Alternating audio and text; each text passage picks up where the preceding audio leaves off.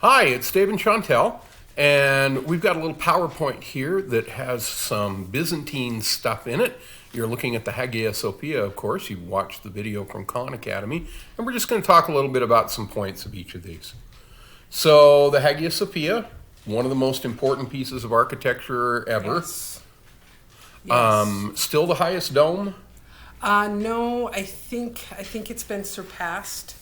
I believe by one in Italy. Okay. I think St. Peter's Cathedral.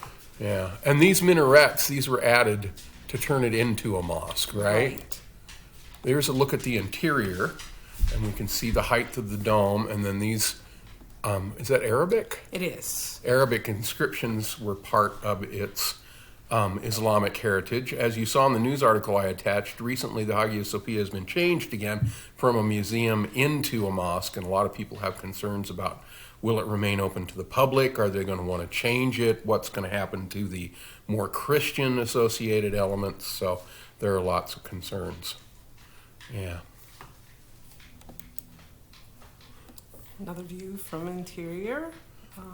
Blue, lots of blue marble. And in this photograph, it actually has a lot of scaffolding in it because they were working on some of the restoration and cleaning it up in this photo. And this is also going to influence cathedral design.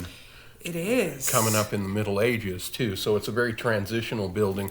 In the Khan Academy video, they talked about how it was built on the Roman Basilica, which became one of the models for the modern-day Christian church. Mm-hmm. And then that basilica is expanded with these massive domes in the Hagia Sophia, and then later all of that will be incorporated into the Gothic cathedral of the High Middle Ages, and we're going to be looking at that progression. And it's a whole period of working through the engineering and how we can make these places greater and reach higher and express spirituality more and more. And it's going to get competitive. It is. Who can build the highest, who can build the biggest, who can build, and who can honor Allah or God or whomever by building the greatest thing in their community. Yeah. Yes. Yeah. Yeah. So these are a couple of mosaics that are in the Hagia Sophia. The one on the right is showing the mosaic in its place. The one, I'm sorry, over here on the right. These are lunettes over the doors. I find this one interesting because it depicts Justinian presenting a model of the Hagia Sophia to the Virgin Mary and the Christ child. And so, it's kind of that pulling out of time. They're not worried about the fact that these are completely separate time periods. There's no way Justinian could have presented to the Virgin Mary, but it's sort of symbolic of that this cathedral, this place is being built as a gift to Jesus. And having just looked at Greek and Roman sculpture and the Roman trompe-l'oeil painting and all the work that the Romans did to make things lifelike and realistic, and now all of that is gone. It is. And we are here in a world of this isn't really an attempt to make people look like people.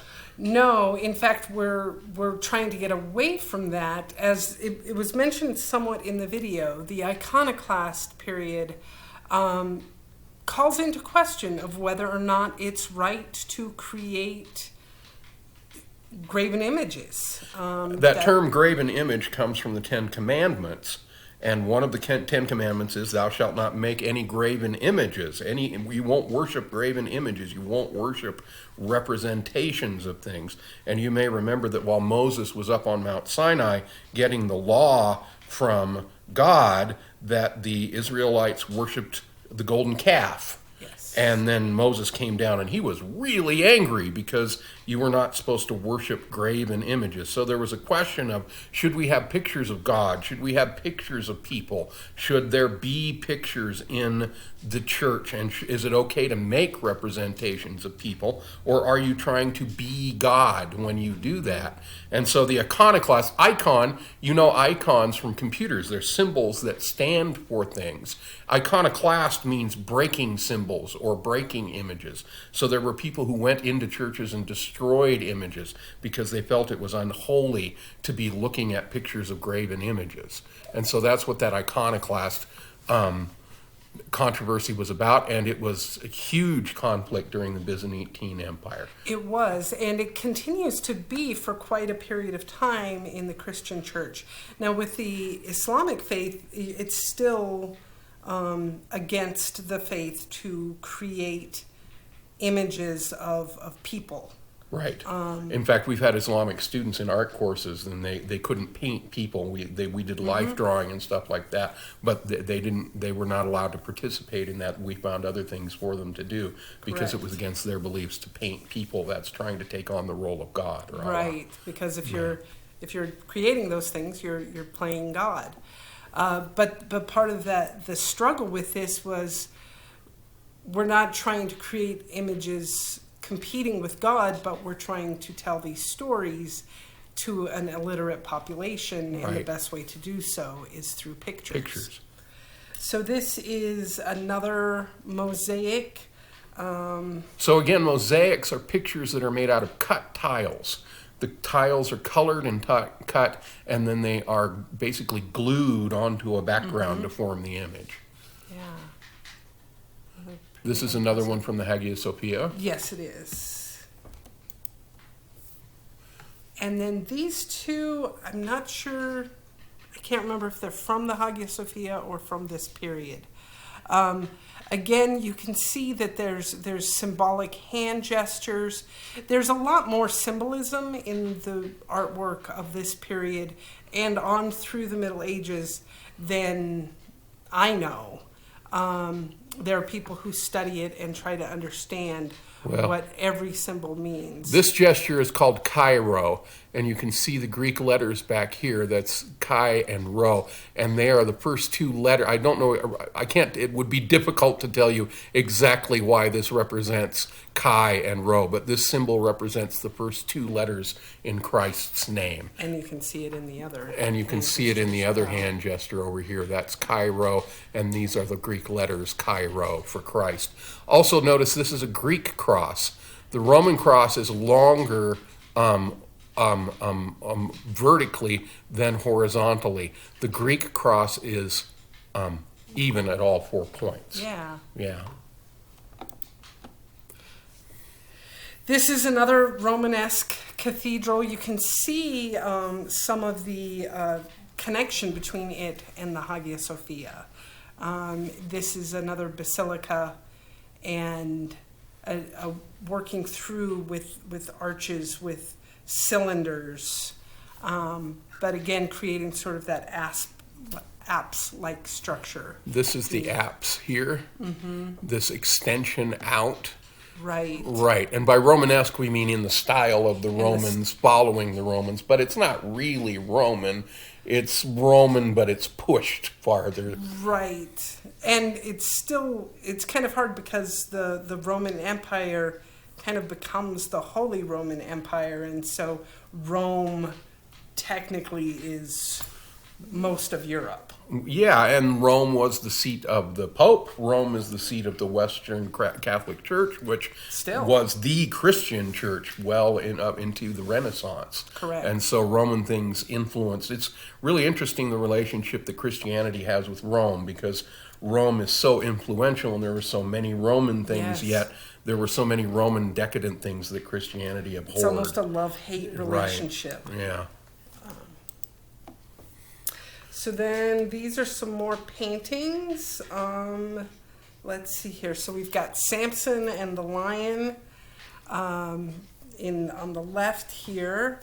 And then the other one is the raising of Lazarus. These are both catacomb wall paintings from Rome around 350 to 400. The catacombs were structures under buildings, cathedrals, churches, etc. A lot of times this is where the dead were placed.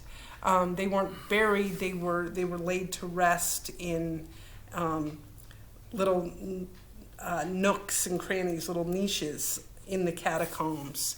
And the catacombs had lots of paintings in them. And then when the Romans, before the Christian church got recognized by the emperor, before that, Christianity was kind of this little forbidden religion, and people worshipped in the catacombs.